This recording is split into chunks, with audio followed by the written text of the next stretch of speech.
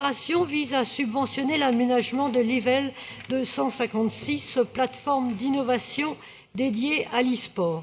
Ce projet avait été déposé par un particulier au budget participatif et rattaché à un autre projet de budget participatif plus global du sport pour tous et toutes dans les quartiers populaires, estimé à plus de 6 millions d'euros.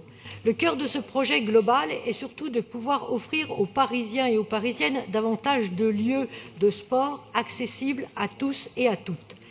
Des nouvelles tables de ping-pong, des couvertures de terrain, des nouveaux équipements pour la pratique de nouveaux sports comme le cricket et un skatepark par exemple. Donc, en fait, le projet ici est de mettre une très grosse somme d'argent, presque 1 million d'euros, pour cette réalisation qui ne profitera pas au plus grand nombre. Alors c'est vrai, cette pratique de l'e-sport se développe, c'est une nouvelle pratique, mais il faudrait que la ville de Paris se permette d'accompagner davantage pour faire respecter la mixité sociale. Nous nous inquiétons de la réelle plus-value sociale que révèle le projet.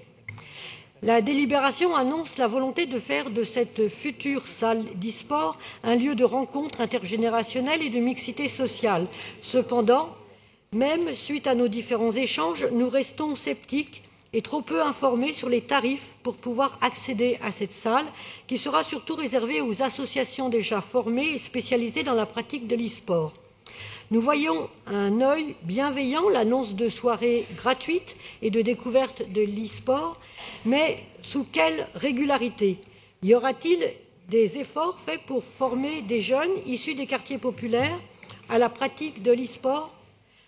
Pourquoi ne pas avoir préféré des actions dans les maisons de jeunes, les centres Paris à Nîmes, pour que ces jeunes disposent, dans des lieux qu'ils fréquentent, déjà l'atelier e-sport? Cela aurait permis la certitude de les toucher davantage.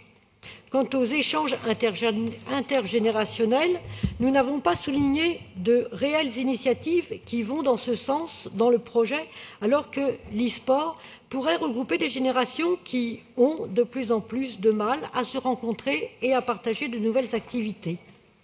Idem pour la question de la promotion de cette discipline chez les femmes.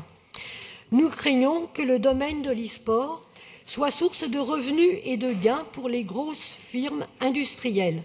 Nous redoutons que le partenariat privé-public qu'entérine ce dispositif détourne l'objectif social que pourrait prendre l'ouverture de cette salle. Et je repose la question, quel sera le tarif de la salle pour 2 heures de jeu?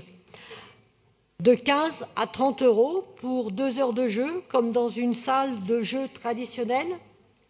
Voilà, si c'est le cas, ce tarif est bien trop onéreux pour nous. C'est la raison pour laquelle les écologistes s'abstiendront sur cette délibération.